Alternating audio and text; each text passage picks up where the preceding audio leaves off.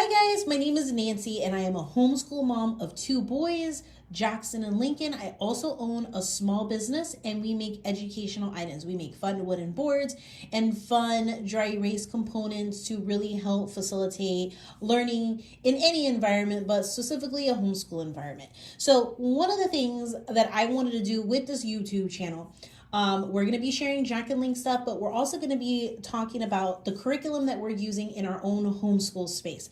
And one of the biggest ones is core knowledge. Core knowledge we've been using for going on 5 years now, and I absolutely love it. But one of the biggest things that I hear about core knowledge is that it's confusing.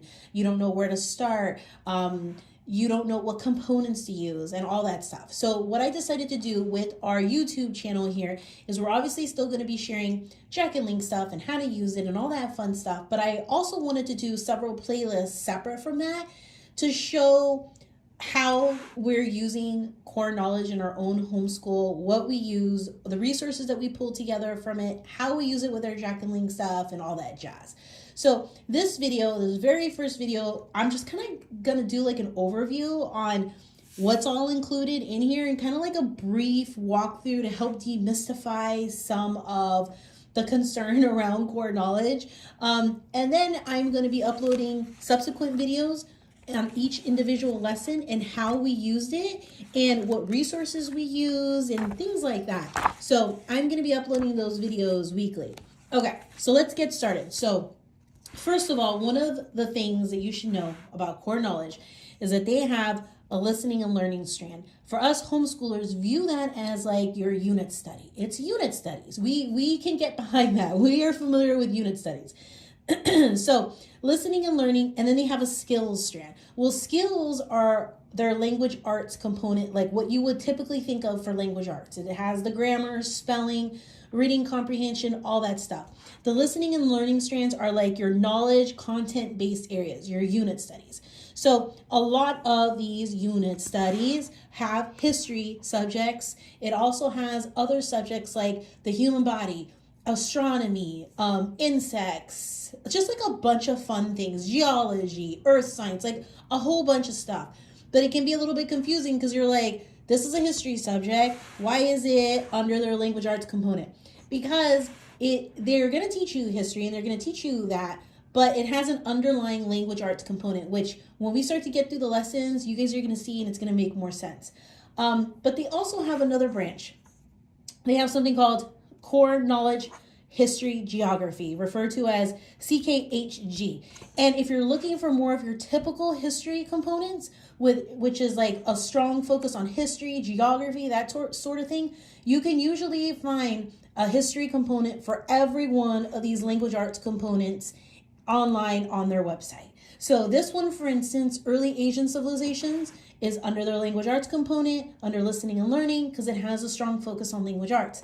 But you'll also find, if you go under their history section, that their history section has a brother to this or a sister to this. And it breaks it down. I think there's 3 different units and they're short and they'll all equal up to the time you would have spent on this one too. And it's not teaching you the same stuff. It is a complement to this one. So you can just do this, excuse me. You can just do this and you'll be perfectly fine. Or you can just do the history one and you're going to be perfectly fine. You're going to get the knowledge that you would on early Asian civilizations. You're going to get it either way, whether you use that one or this one. I sometimes like to use both. So I use this one and I use about 50% of the CKHG components. It just really kind of depends, you know? Okay, so now that that's out of the way, we are going to be doing grade 2 CKLA, listening and learning strand, and we're going to start with early Asian civilizations. So when you first open up the module in there, the unit study, the listening and learning strand, when you first open it up, there's a series of about 20 pages in there. I don't typically print those out. I usually like it to get straight to level 1. I don't typically print it out, but I just print it out for you guys so you guys can see like what roughly the 20 pages look like.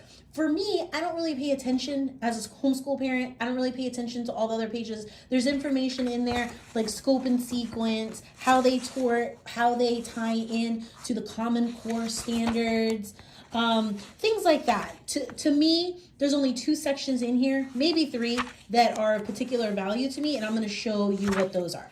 One is a table of contents. I really love just looking at the table of contents and just seeing really quickly what's all included in that unit and comparing it against the history unit, and then I'll decide which one do I want to do. Do I want to do the history unit or do I want to do the language arts one? Sometimes I do both because I'm telling you, they really complement each other really nicely.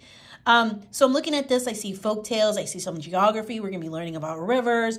Then there's some calligraphy and folk tales and learning about China's Great Wall and Confucius. So this is what really interested me in this unit. So that's the first thing I look at in every unit. And then all the rest of the stuff is just kind of like stuff that is useful because they use these units in actual schools and teachers use this and all that jazz, you know. But for me, this is the most useful portion. Looking at their suggested scope and sequence might be interesting to some of you, but to me, again, I kind of don't listen to it because the pace that we set is just the pace that we're at. Whether it takes us 1 week, a month to finish it, whatever. It kind of is what it is with me, but it is interesting to see how they break it down. So they break this down into the 15 instructional days, about an hour a pop. Don't get overwhelmed with the time that they show you. Again, this is formatted for a class, and if you're teaching a class of like 20, 30 kids, it may take you 60 minutes to do part A and then 60 minutes to do part B, you know, but when you're doing one-on-one instruction with kids, 1 or 2 kids in your own home, it's most likely not going to take that long, you know.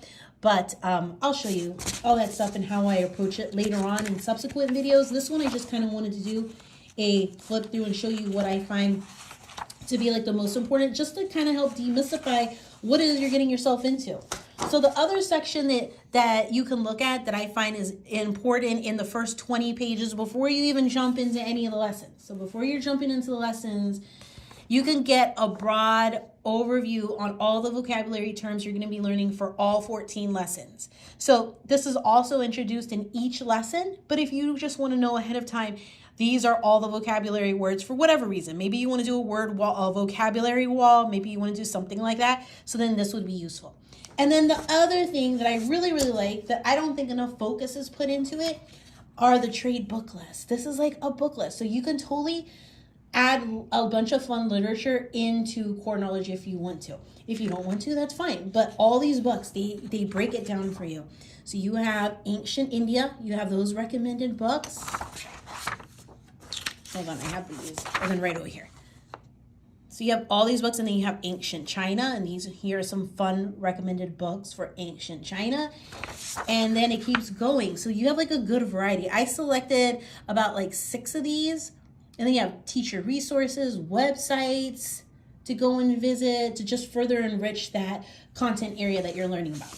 Okay, so that is all in the first 20 pages or so in the beginning. I typically, like I said, don't print it out. I do take a look at the book list. I take a look at the book list and then I reserve them from the library, any of the books that I'm interested in. And again, I look at this part to see whether I want to do the history version of it or I want to do this. Okay, so now let's get into the actual lesson and what that looks like. So I print out all my units at home. I have an eco printer. It's come in super handy, especially if you use a lot of printable curriculum the way I do. I print it out and then I bind these myself. But you can totally take it after you print it out, or even before you print it out, put it on a flash drive and you can take it to Office Depot or something and they can print it out and bind it for you. For me, it's just more cost efficient for me to print it at home and then bind it myself. So did I mention that this is a free curriculum, by the way? This is free and it's used across the board in a lot of different classrooms all over the United States. So teachers use it, homeschoolers use it, parents use it for after schooling, whole bunch of stuff. So this is a free curriculum and an amazing resource. And even if it wasn't free, it would be one I would totally purchase because, again, I've used it for almost 5 years. So obviously I find a lot of value in it. But again, it's not for everyone. But for those of you who are curious about it, I'm happy to do like a flip through so you guys can kind of see what it is and see that it's really not that intense and overwhelming. So the first thing is the teacher's guide is not all that fancy looking. It's all in black and white. There's no color. It just is what it is. It's nothing fancy with it, right? Okay. what you have in the very beginning, when you open it up, you have the very first lesson. It tells you the title, core objectives, what the student is supposed to take out of this by the time they finish this lesson.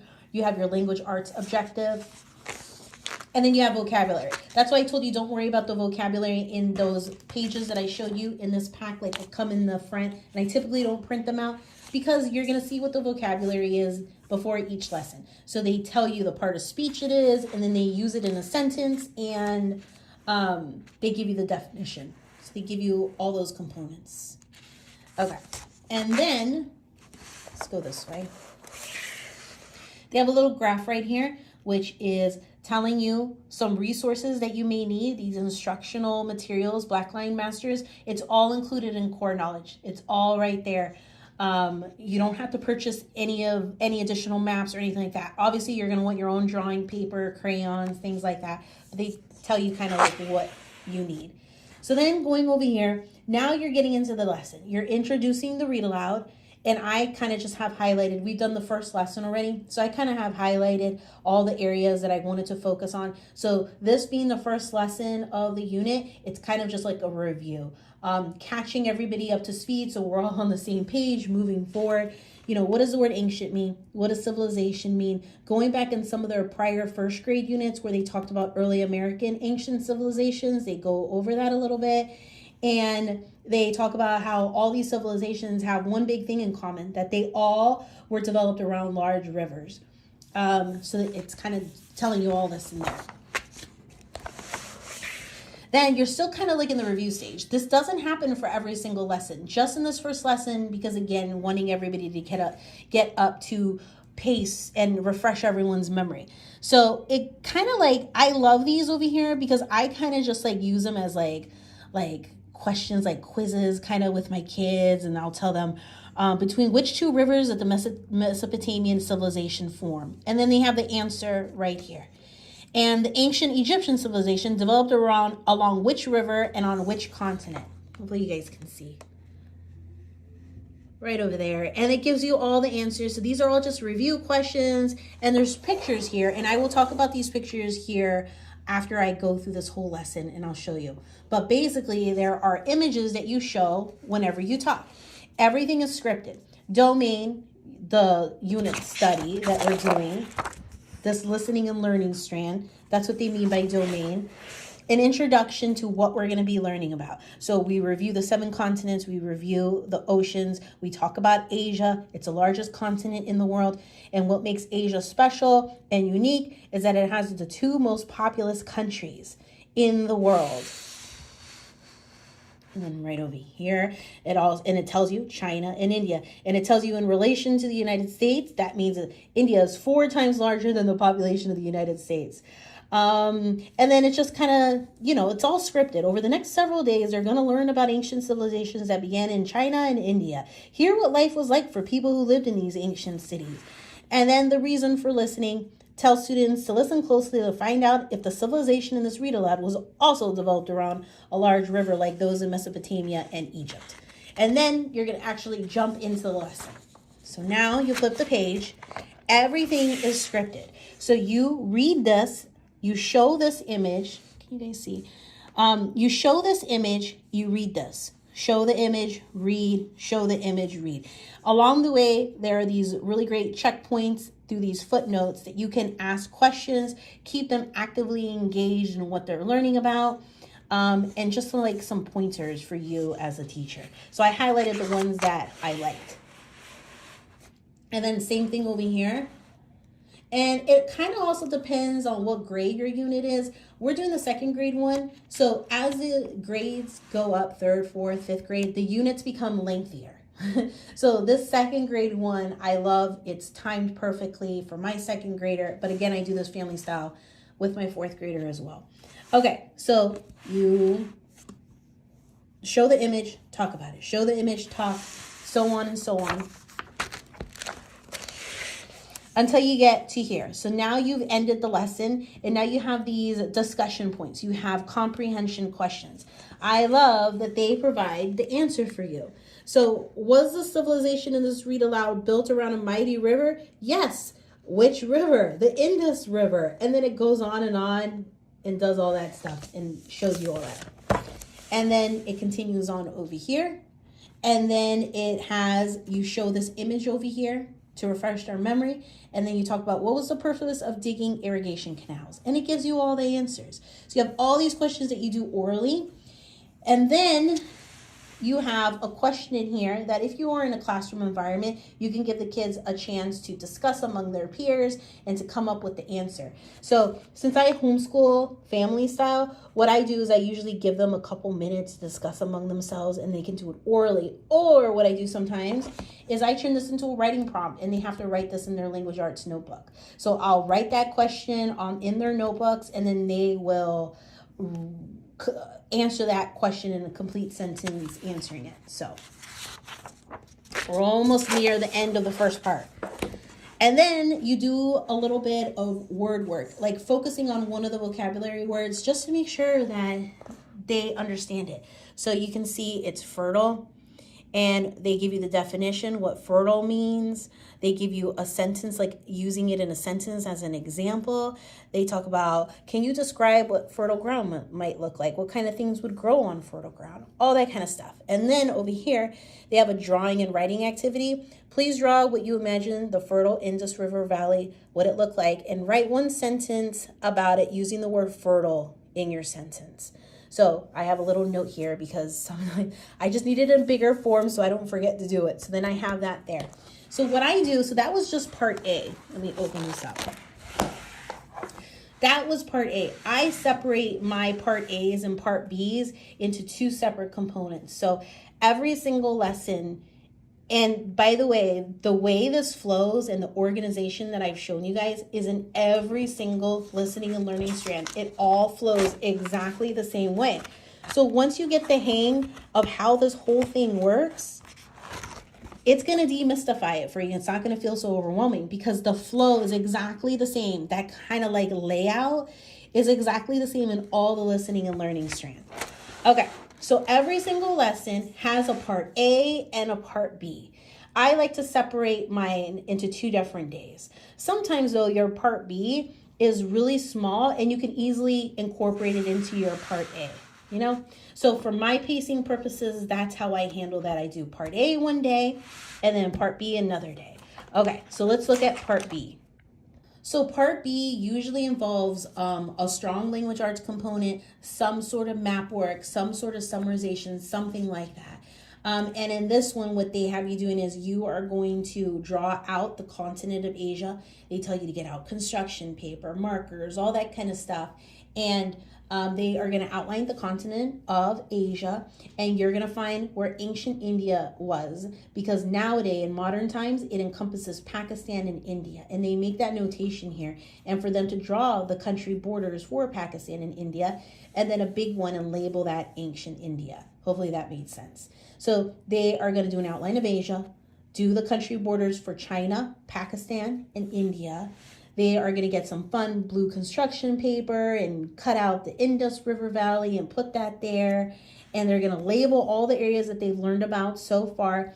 They are going to do the Himalayan mountains. They're going to put the Himalayan mountains, mark that down, do it in the form of carrots, you know, like those upside down V's and stuff like that. To do that, you're going to mark where the Indus Valley is, Himalayas. You're going to do the Arabian Sea. You're going to do a dot on the, I hope I pronounce this right, Mohenjo-Daro, that ancient civilization that grew up along the Indus River. So they're going to go and do that. So it's more of like a craft activity type thing. And I enjoy those a lot. So that is what you're going to do on the second day. And I have a note here because if I have time, because they actually have a secondary activity here. If there's time, I got to judge how my kids are acting at that time. If there's time, they also have another fun like craft thing to do, which is you can do it on construction paper, or you could even get out some paper mache and just build a mountain out of paper mache. You can really go a lot of different places. I know one of the complaints with core knowledge is that it's boring. Yes, it can be boring, but you can make it come to life and bring out outside elements like do a paper mache mountain and paint it and do that kind of stuff, you know? It doesn't tell you to do a paper mache one, but you have to use your imagination, you know? So here it just tells you to get out construction paper, draw the Himalayan mountains with snowy peaks, the Indus River below, and the fertile ground and crops of the Indian River Valley. And then direct each student to write a sentence or two to describe one element in their illustration. So you can really kind of like make this your own. You can do that and that would still be great. Or you can go and think outside the box and take out some paper mache and do your own mountain, you know? And because I do this family style with my 4th grader too, I may give him additional writing instruction for him to do. So while it's okay for my 2nd grader to write a sentence or two, I may have my 4th grader write 4 sentences or a paragraph or something like that, you know? And that's how I modify it to fit for my 4th grader too. But this is one of the last units in 2nd grade that we have left to do. Then we're jumping into 3rd grade. And I'm still planning on doing it family style. All I do is I just have to modify it down maybe for my 2nd grader, you know? So I will go through all those. My goal for this is to share with you guys every single lesson as we do it here so you guys can get ideas on what we use, the books we use, activities we do to help bring this to life. So that's the goal. So as we do all the other units, my goal is to grow this playlist and to show you guys all that. Okay, now it gets into the 2nd lesson. And this is whenever we do this, I'm going to do a separate video and I'm going to show you all the things that we did. But my goal for this was just kind of to show you one sample lesson and to show you the flow and how all of this plays out. There is one other thing I want to show you. There is a pausing point. By the way, there's folk tales in here and a whole bunch of stuff. But somewhere in here is a pausing point. I should have bookmarked it. But a pausing point is kind of like usually in the halfway point through this curriculum, they kind of tell you fun activities to do to just reinforce what they've learned so far. Okay, here we are, the pausing point. Some of their activities are really good, and then some others, you're just going to have to think outside of the box and you can just make this your own. But what it does is it tells you the things that they should have learned about up to this point in the curriculum. It has some assessments that you can do, and it's there on their website if you want to download it. I usually don't do it, but again, that's an option. And then it tells you some activities that you can do. You can get all your images together and create a civilizations chart and hold it up like a fan book and do quizzes. You can brainstorm in right here and one of the key domain concepts. You can go ahead and brainstorm everything that comes to mind when they hear the word Brahman, Hindus, anything like that that goes with Hinduism. They brainstorm the word Hinduism and anything that comes to mind. I love these. Whenever they provide these riddles, I am just in love. Look at these riddles. Here you go. So I am the largest continent in the world with the 2 most populous countries in the world. What am I? Asia. I flood when the heavy spring rains come and the snow melts from the peaks of the Himalayas. What am I? And it gives you the answer, the Indus River. I just love it. And then again, they tell you use outside books. They say that you can do some charting and mapping. And then you can do guest speakers like someone whose religion is associated with Buddhism or something like that. And do that kind of stuff if you wanted to bring that into the classroom. Like, again, this is done for teachers and classrooms, but, you know, maybe there's like a fun festival or event in your area that is doing it that you can go and participate, you know? So they do a pause in the curriculum while you know, to review all the things that you learned. And then it will continue on with the next lesson. So the only other thing I wanted to mention is my most favorite part are the assessments at the end. And you hear assessment and you're like, oh, quizzes, but it's actually, I kind of really enjoy them. Hold on a sec. Okay, so when you get to the end of the domain, before you get to the assessments, you have culminating activities. And again, it's just like the pausing point one, where now let's review everything that you've learned about in this unit. And there's some ideas in there on what you can do to celebrate the fact that you finished that curriculum and, you know, that you can review before you even get to the assessment. Oh, look, you can do a Chinese clock. That is so cute. Oh, look, if you were there, the Great Wall of China with Confucius. I just think they're just so good about that. Okay, I didn't include the domain in here. I think, as you can see, I'm at like my capacity on the spine, and that's why I think I didn't include it, because it's already getting hard enough for me to turn the pages. But let me show you how I store the Blackline Masters. I store my Blackline Masters in this spiral bound, I think this is 5-star, I don't even know. But I go ahead and I have it labeled CKLA, Early Asian Civilizations, and I print out all these Blackline Masters. This is located in the teacher's guide, right in here. It's at the very end. If you were to scroll in the PDF file to the very end, it's at the very end where you'll find all that stuff, as well as the domain assessment at the end, which I will show you what that looks like. But I go ahead and I print out any of the ones that we're going to be doing, any of the Blackline Masters, so you can kind of get an idea. So everything's included. Like if there's a graphic organizer that you're expected to fill out in part B of the lesson, they're going to provide it for you. You don't have to replicate it, find it anywhere. Looks like you're going to be doing a lot of comparing and contrasting. And they give you the answer code, the answer key. So they're always going to fill this out for you and give that to you too. So it's very open and go. Oh, look, personification. Oh, that comes in so handy because we just finished doing that. Brainstorming in here. Just to give you an idea, I just wanted to flip through it. There is even a Venn diagram for comparing those two different celebrations and all that stuff. Oh, here it is. Here's the, okay, here's the domain assessment. Okay. So you can have them. These are the questions. Who was Confucius? Describe either the Chinese New Year or Diwali. How were rivers important to the development of early civilizations? What is the most interesting you learned about? Nothing really too labor intensive. Nothing too anything to like stress about. It's just like kind of like a fun recap. And if you don't even focus on the word quiz or assessment, then it's just like a really good way to see how much they took away. Oh, and then for the culminating activity, one of the things was doing the Chinese characters. So then they also provide that for you. Okay, there is also another domain assessment though besides this. So let me go and I'm going to find it and I'll be back. Okay, now when I show you guys this domain assessment, and it's just kind of like, it's just a recap of things you've learned. But when I say that my kids really look forward to this, I'm honestly not joking. Like sometimes you hear, oh yeah, my kids really love this, and you look at them side eye like, yeah, right. No, but I'm telling you, my kids do. And when you see the other part of this, you're gonna see why.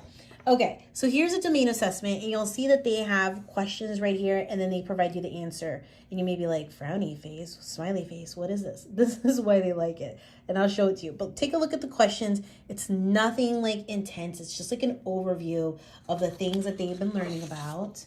And it continues on over here. And then you have 15 questions overall. So this is the very first part of the assessment. And then you have those 4 questions. And so you don't have to do any of these. You don't have to do this. You could only, if you wanted to, only do the written portion. Or you don't have to do the written portion and only do this one. You know, it really just depends. You don't even have to do any of them at all. But, so what do I mean by frowny face and smiley face? Because this is what I find to be so awesome, especially in particular because it's not dependent on whether your child can read this, or you don't have to read them the question and read them the answer, anything. They have a really smart way of doing it where all kids can participate in this regardless of their reading ability. And that is by these. So they would circle, if it's true, it's a smiley face. If it's false, it would be a frowny face. And they have all 15 questions right here. So my kids like really enjoy it. They think it's hilarious and funny. My kids know how to read. They were early readers, but they enjoy this part, and for them it's a lot of fun. And so there we go. And so we do it because they enjoy it. But yeah, and then of course it gives you an answer sheet just in case you didn't have, for whatever reason, this or whatever. So yeah, so that's what the domain assessment, and that is one entire domain or unit study, as I like to call them, from core knowledge, the language arts strands. Whenever I do one of the CKHG units, the flow is completely different. How you do it is completely different from this. But this is how all the listening and learning strands are formatted. And of course, as you go up in grades, I think once you get to grade 3, they don't really have frowny faces anymore in their domains assessments. I think it's more just written. So again, you can do them, not do them. It's up to your preference. But hopefully this helps to demystify core knowledge, helps explain a little bit more. The only other component that I'm not showing you right now, and I think I'm going to do that in a different video, are these images right here. And I can explain in a different video how I use them and how I do them. But these are all in color. It's just your teacher's guide that are not in color. And you can either print out all these images, or you can download them into devices like an iPad or your laptop. And as you're reading the stuff, you can manually just switch out the images, you know what I mean? Keep clicking the next button until you get to whatever images that they want you to do. But I do it in a little bit of a different way, and I think I'll do that in a different video. But all this stuff is provided for free on the Core Knowledge website. So this is under the flip book. So if you're looking for the images that correspond with this is the flip book. This is the teacher's guide. And if you were to only download the student guide, I'm trying to even think if there is even a student guide, what you would see would be all the black line masters. That's what you would see under the student guide or notebook or however they have it labeled. And then they have another section called supplementary material, and that's usually for your English as a second language learners and stuff. But I will show that in a separate video. But as for the core of core knowledge, this is how the lessons go. So that is how an entire lesson, and just know that all the stuff that you need for it is provided. You have your assessments are provided, your black line masters are provided, book lists and all that stuff is provided. The images that go along with this are all provided on there when you go to download the unit from the website. So when you go to download the unit from the website, you're going to see like 4 different sections to download. And one of them is this, and this is the core of it. This is the teacher's guide. The other part is going to be your flip book, which are the images that go along with this. The other thing is going to be like student blackout, like black line masters to print out. And the final thing to download is going to be the supplementary material for English as a second language. But don't just bypass that, by the way, because every now and then I find some useful information in that supplementary material too. I think that's it, other than to show you the 4 books that I decided to pick from their book list to use with our lessons. So the Emperor and the Kite, look what came from China. And this is like a take on the Beauty and the Beast. So the Dragon Prince. So a bunch of fun folk tales. And then One Grain of Rice. So those are the 4 books I picked from their trade book list, partly because those are the only ones my library had, but I would have liked quite a few more from their list.